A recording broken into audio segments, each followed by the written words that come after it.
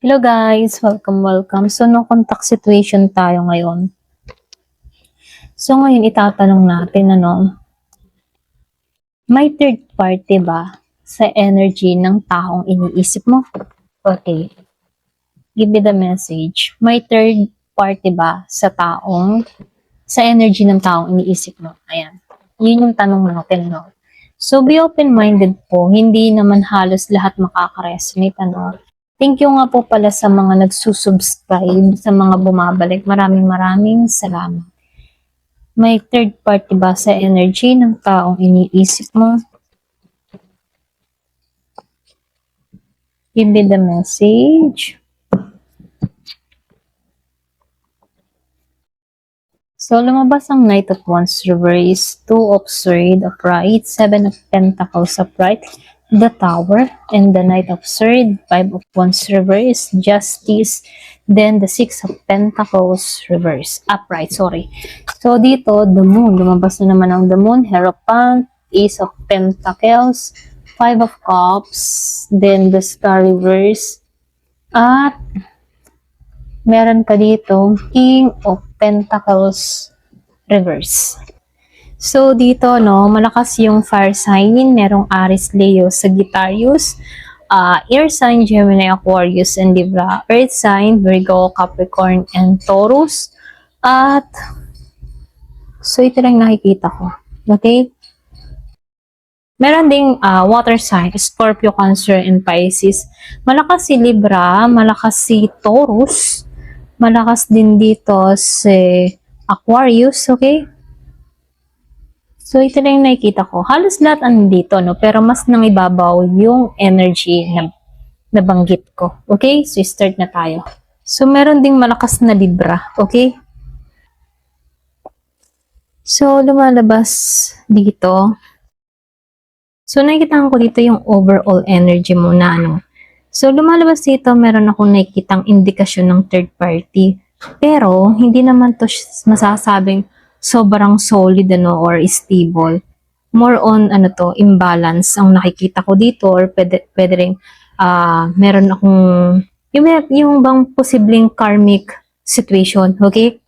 So, dito kasi, kaya ako nasabi yun, kasi lumabas itong 2 of Swords, itong si Knight of Wands reverse, and the 7 of Pentacles upright, okay? So, wait lang ha, ayusin ko lang upo ko. So, dito, meron kasi akong nakikitang denial, okay? Meron denial dito, may pagtatago, alam mo yun? So, ibig sabihin parang hindi siya umaamin, okay? Either sa sarili niya or pwede rin sa'yo.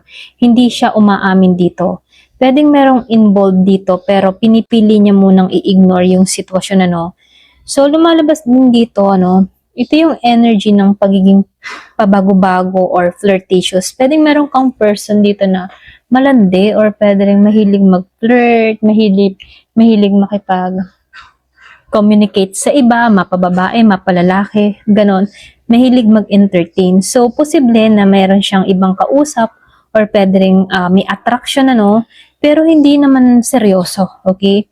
More on, siya, temporary lang. Pwedeng panlibang para makalimot sa'yo or pwede rin nagliliwaliw lang kung taong ito, ganon. So, lumalabas din dito sa 7 of Pentacles, the Tower, at itong si King of Swords reverse. So, meron akong nakikitang effort dito, Kumbaga, may effort siyang ininvest somewhere. So, ibig sabihin, hindi man sobrang lalim, pero may pinapalago siyang connection. Posible yung third party na nga, okay? Pero ganun pa man, dito sa the Tower, meron akong nakikitang shocking or pwede rin sabihin, biglaan, pwedeng nagkaroon ng revelation or pwede rin may nangyari dito na hindi inaasahan, like nahuli or pwede rin nag-away, nag-collapse yung sitwasyon nila, ganon, okay? So, ganon pa man, kasi itong person mo dito, mahilig siyang kumausap na, kumagay ma-flirt nga. Pwedeng meron din siyang, meron tong kakonek, pwedeng nahuli siya, okay? Kumbaga, may nahuli dito. So, nakikitaan ko lang din dito sa King of Swords. Merong hindi tapat eh. Kumbaga, pwedeng itong taong iniisip mo, hindi to tapat. Kumbaga mahilig to mag-manipulate, hindi siya totally transparent, ano. So, ibig sabihin, meron siyang tinatagong truth, okay? About sa connection niya sa iba. Okay, ito lang yung nakikita ko.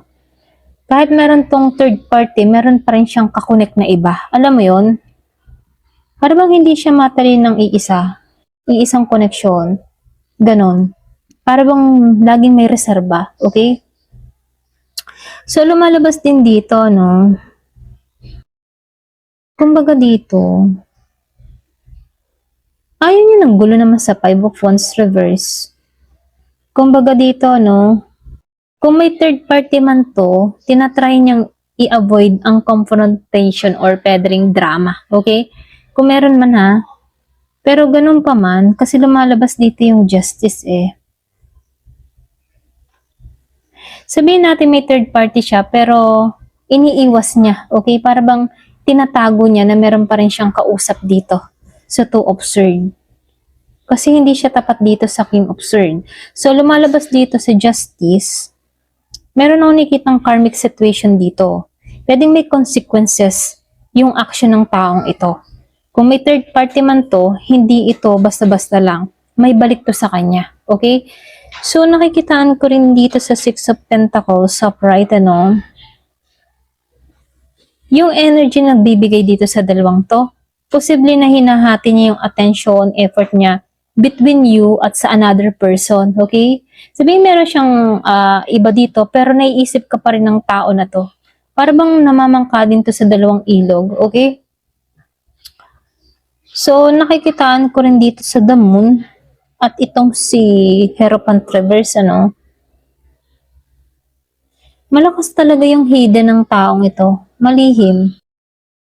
Masikreto.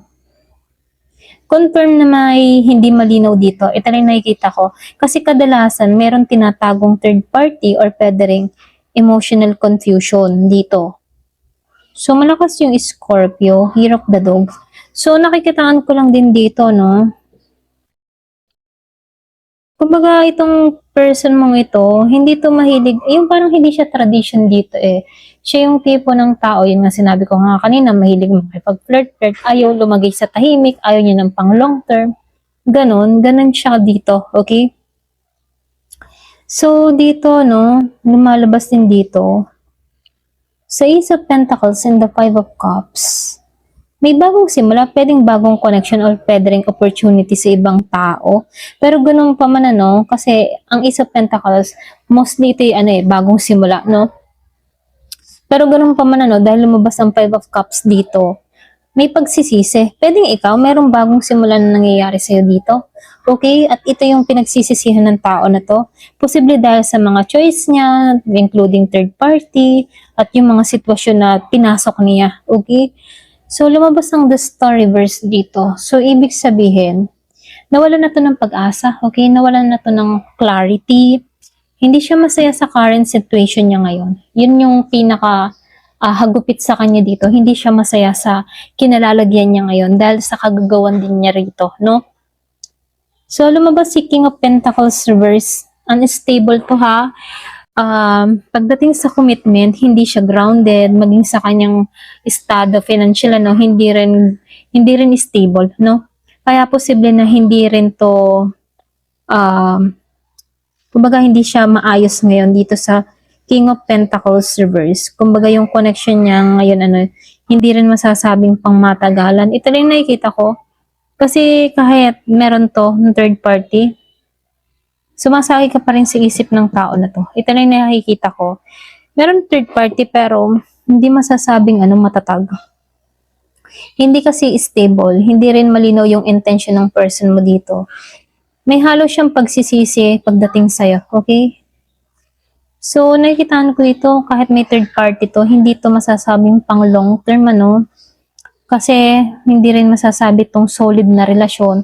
More lang, temporary or pwede rin panlibang niya para makalimutan yung gulo or pwede rin karmic lesson to. Okay? Ito lang yung nakikita ko. So, tingnan natin kung sino naman tong third party para maging klaro. Okay? Sino siya? Sino tong third party? Ayan. Sino ba to? Bago lang ba? Or matagal na? Kilala mo ba to? Okay? So, tingnan natin. Sino ba tong third party? Kilala mo ba siya o bago lang ba? Give me the message. Sino tong third party? Kilala mo ba or bago lang ba?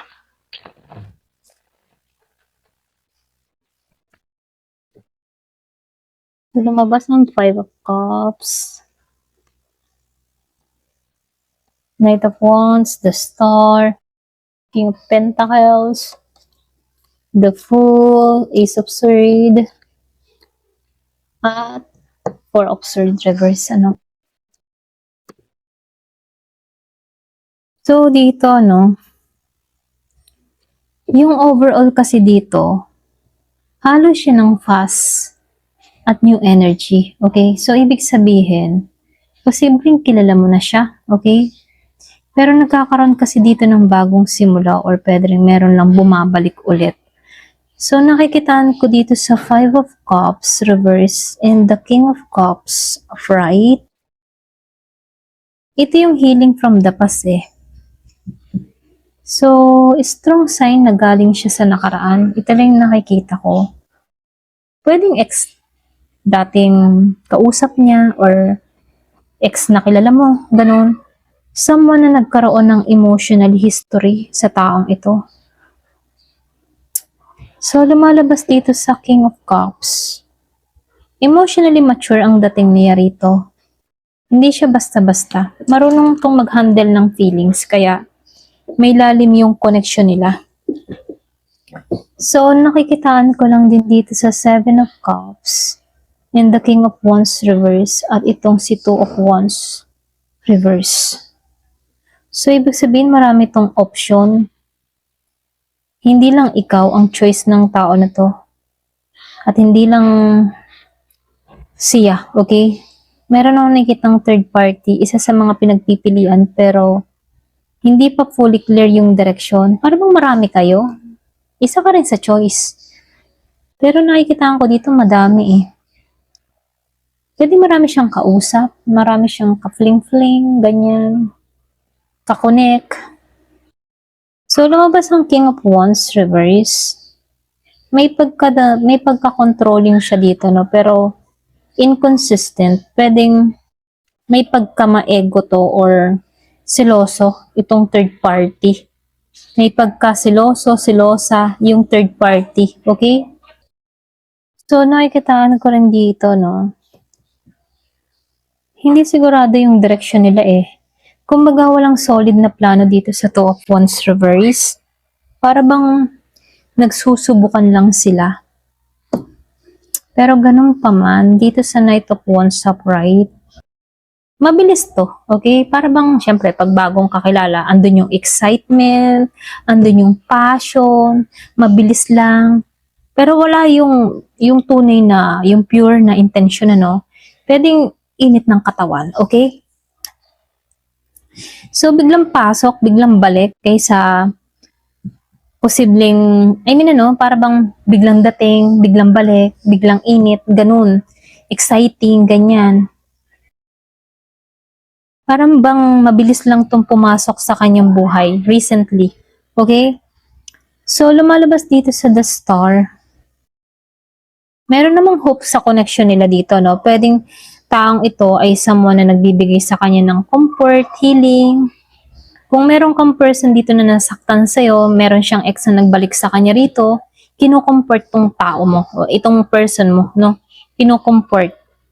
Bigla tong dumating sa buhay niya rito. Okay? Kaya lang dito sa King of Pentacles upright, ano, medyo stable siya dito. Okay? Very grounded tong taong ito. Pwedeng financially okay itong kausap niya rito, no? Responsible, okay? Marunong sa buhay. Isa ito sa dahilan kung bakit na-attract siya rito. Pwedeng may trabaho, may magandang katayuan, okay ang sitwasyon. So, lumalabas din si Page of Cups, reverse, and the Fool upright. So, sa ibang aspect na may pagka-immature, pwedeng tong person mo, no? Kahit may lalim, may pagka-insecure or hindi expressive siya rito. Or pwede rin tong taong kadiling niya rito. Okay? May pagka-immature emotionally. Sa ibang aspeto ha, kahit meron siyang lalim dito, may insecurity. Pwedeng sa'yo na insecure or hindi lang siya expressive dito. So, lumalabas lang dito sa the Fool. Strong sign na may bagong simula. Kahit kilala mo na to, no, parang nagsisimula ulit sila from zero. Okay, nag-start ulit sila. Ito lang nakikita ko dito. So, lumabas ang Ace of Swords and the Eight of Wands reverse. So, nakikitaan ko dito, truth will come out, okay? Malalaman mo rin kung sino siya rito. Hindi ito mananatiling sikreto, okay? So, nakikitaan ko rin dito sa Eight of Wands reverse. Meron ako nakikitang delayed communication, hindi palantaran, pwedeng secret or slow development ang nangyayari. Parang secret silang nag-uusap, ganyan. Pero ganun pa man dito sa judgment, hindi to fully hindi siya fully makapag-decide dito. Meron akong nakikitang iwas sa accountability, okay, dito sa judgment. Pero ganun pa man, dito sa Four of Swords reverse, meron akong nakikitang hindi mapakali, okay, dito sa Four of Swords reverse. Wala tong pahinga. Merong movement ulit, pero hindi to mapakali. Ito lang yung nakikita ko. Kahit merong galawan or merong nangyayari sa kanila dito, merong hindi mapakali, okay? So, mas malakas na kilala mo to, okay? Pwedeng ex niya or dati niyang kausap, dati niyang ka-fling-fling, ganun. Someone na nagkaroon ng connection before tapos bumalik sa kanya, ganun. Pero meron ako nakikitang bagong simula ulit sa kanila. Dito sa The Fool at dito sa Ace of Swords, Kaya parang lumang tao, bagong kabanata, ganun yung peg. Kilala niya to, okay? So, ang importante lang dito, hindi lang sila stable, okay? Kasi meron ako nakikitang emotion pa rin tong taong ito sa'yo. At doon ay insecure tong taong ito sa'yo, okay? Kasi itong person mo, meron pa rin nararamdaman sa'yo at nai-insecure to sa'yo, okay? So, ito lang yung nakikita ko. Pero ganun pa man, lalabas naman yung katotohanan. So, hindi halos lahat makaka-resonate, Comment ka kung pakaramdam mo iyong kwento to. Okay, ayan. Hanggang dito na lamang po. Thank you for watching. Love and peace.